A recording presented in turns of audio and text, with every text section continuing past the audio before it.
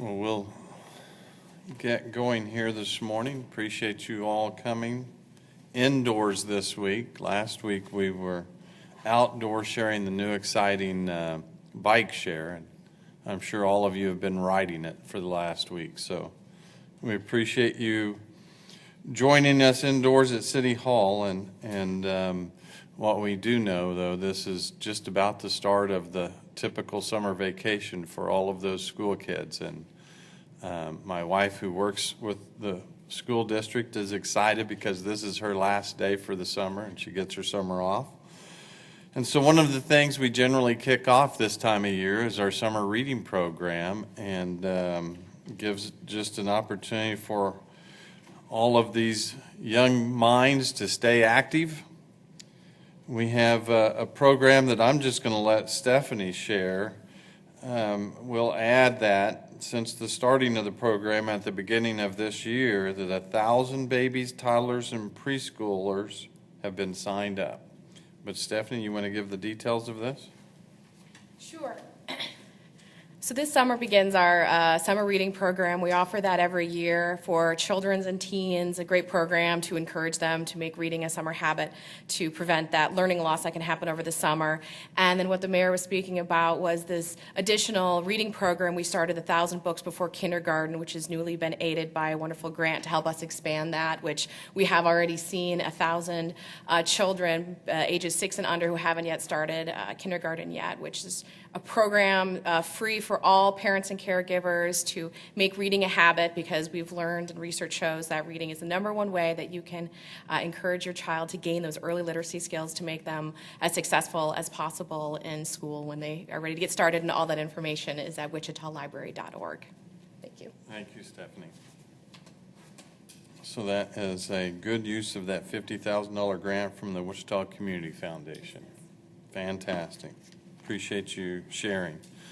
Just a reminder, for the pools, the Park and Rec will work with school-aged children to provide access to and transportation to some of our area swimming pools.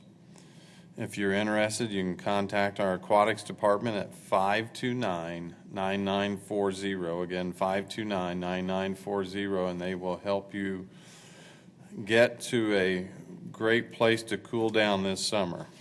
You can also check online at wichita.gov. There's a whole listing of our local pools and free swimming days. So, for those of you like me, garage sales are a great way to go hunt for bargains. And so summer's bringing our garage sale season, and here to talk about some new innovative things that government's doing is Rob. Rob, do you want to share about? You're from the government and here to help? I am. You know, for people who like to shop at garage sales or host garage sales, this 3-month period beginning with this month through July is like the Christmas season is for retailers. About 40% of all garage sales will happen in this 3-month window.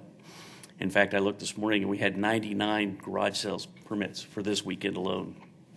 So there will be about 90 garage sales a weekend. We have a new website to make that easier at the City of Wichita. If you're purchasing a permit, you don't have to come to City Hall to do that. You can do it from home online. There's a band of icons across the City of Wichita's website that'll take you right to the garage sale site. You can purchase the permit online, and not only that, but you can also write a description of your garage sale and include it there online.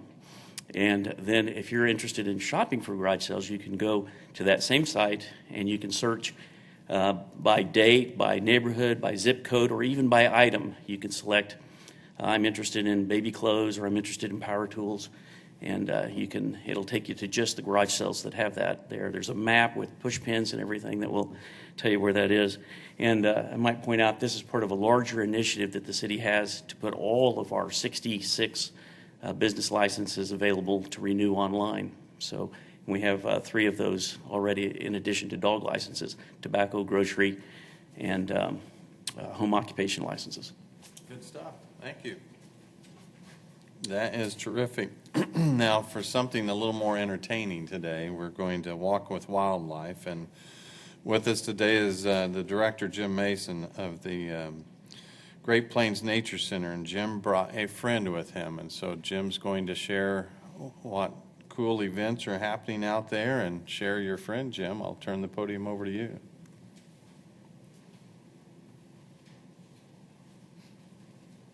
Well, thank you and good morning.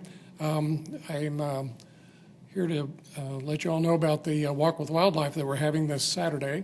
This is our major annual event. We've been doing this for over 30 years now, and this year is, as in every year, we'll have over 50 different species of native animals for people to see up close, as this a male American kestrel that I have with me here would be one of those that will be available for people to see. And this year, helping to celebrate the 150th anniversary of the opening of the Chisholm Trail, we'll also have a small group of longhorn cattle out there for people to see as well. So that'll be a fun thing. It runs from 9 to 3 on Saturday. Admission is $2 per person, pretty cheap entertainment. Lunch concession will be available. And we also have a kids fishing clinic that you can sign up for online. And it's a fun way for kids to get exposed to learn how to fish and to hopefully develop a lifelong affection for that very interesting hobby.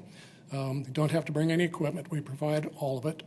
And we're thankful for our community corporate sponsor, Spirit Aerosystems, has been sponsoring our Walk with Wildlife now for several years. And the folks from Spirit will be there helping us conduct the event, and we certainly appreciate their help. Thank you, Jim. What does your friend feed on? Anything that's big enough to carry away? Biggest would be a mouse or a sparrow. Okay. Well, as you can see, some unique opportunities to get out and enjoy our outdoors. A couple other things as we kind of wrap this up. Obviously, there's a little bit of concern about weather events happening today, and so we have Lieutenant Jose O'Cades here to talk about weather events. Just a reminder that myself and Councilmember Blueball, along with about 8 local businesses, are heading to Mexico next week, and we are working really hard to expand our export opportunities for our local companies. And so we're excited about the opportunity to go down there and potentially create some more export business for our companies in Wichita, and it looks like a great lineup of events other than they have me working all the time. So Scott Rigby, along with Victor Camino from the Secretary of Commerce Department with the state of Kansas, will be heading down there with us as part of the government team, and looking forward to what we can potentially generate. So Lieutenant, I think I'll call you up right now so you can visit with these folks briefly about what we're doing in preparation for the potential weather today. Yes, sir. Thank you, Mayor. We would just like to remind everyone to stay alert for the threat of severe weather that is coming beginning this afternoon. Right now, the threat is tornadoes, high winds, up to 75 miles an hour, hail, and also flooding. There's numerous resources that be able to stay connected through social media, through the weather alert system, emergency alert system, also text messages. And you can continue to follow the Wichita Fire Department, the City of Wichita, and other departments on updates on the weather itself. Currently, the Wichita Fire Department is preparing to man extra personnel, extra firefighters at our technical rescue fire station beginning this afternoon. And after our briefing around our next meeting about 12 o'clock, we will have a better understanding of the time frames and the severe of the weather that is incoming to us, the city of Wichita. So there's possibility that we will also be adding more fire trucks at the fire stations for more personnel throughout the city for the protection. So there will be more firefighters at the fire rescue station? Yes, what we're going to do is we're going to staff our technical rescue vehicle full-time right now for this afternoon for the threat of the severe weather from the flooding and even our confined space and technical rescue personnel. What type of equipment?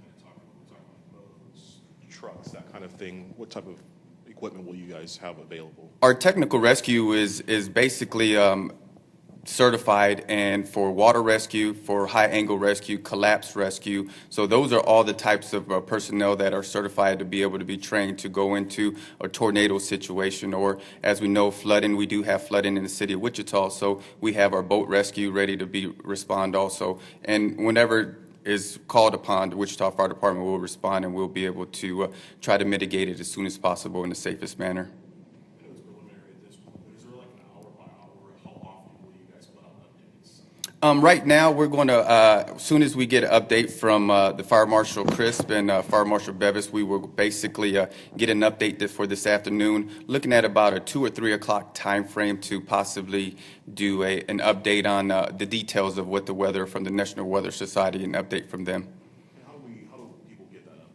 update? Right now, more than likely, possibly we might be able to do another briefing, do some type of press release, but also continue to follow us. We might be able to do a Facebook Live with the Wichita Fire Department to give updates. Thank you, Lieutenant. Thank you, sir. As always, we count on our public safety folks to be ready and prepared to serve our community, and so we appreciate the lieutenant being here today. At this point, we'll open it up for any other questions that you might have. Mayor, does the city do anything other than what Jose just talked about in terms of storm preparation? So the city has a wide variety of captains in each department, so to speak, that will help serve in weather events.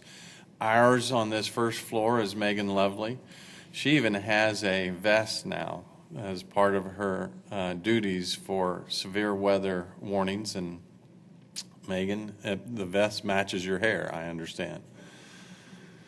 And so we've well prepared department by department by department. If the weather is to the point where we do have damage and other things that might come into play, then the EOC Center will be opened up. Generally, the mayor, some of our public works personnel and others will have a seat in that EOC unit right on Main Street. What level we activate just kind of depends on the storm, how it forms, what ultimately ends up happening. And so there's a wide range of responses that can happen, and we're well prepared for all of them. Any word to folks here in Longwell? I know a lot of people, we haven't had an event like we're expecting in quite some time. Right. You know, the thing that concerns me the most is what the lieutenant had mentioned when we talk about localized flooding. You're never going to be able to prevent when the rain literally comes down in buckets.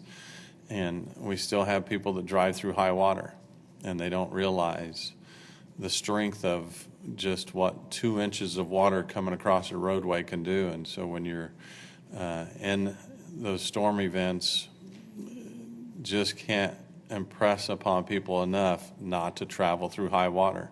And if you can't see the surface, you don't know how deep the water is.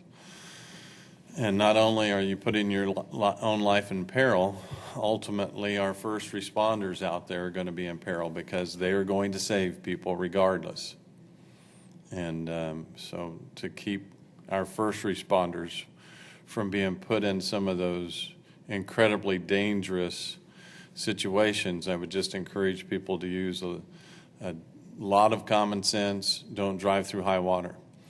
The rest of it is just, pay attention to what's happening on days like this, because we can't always predict it. And so stay tuned. Follow the news when you can. I will tell you, all three of you, 3, 10, and 12, have great coverage in these storm events, and so there are resources available for the public to see. We just have, over my lifetime growing up here, you almost get immune to some of these events, and you become infatuated with going out and monitoring them yourselves, and that's when people can put themselves in a difficult situation. So I just encourage people to seek shelter as soon as possible and try not to put our first responders in situations where they certainly could lose their life at trying to save others. So we appreciate it. Thanks for coming today, and we'll hope for the best as the weather comes through our area today. Thank you all. Thank you for being here.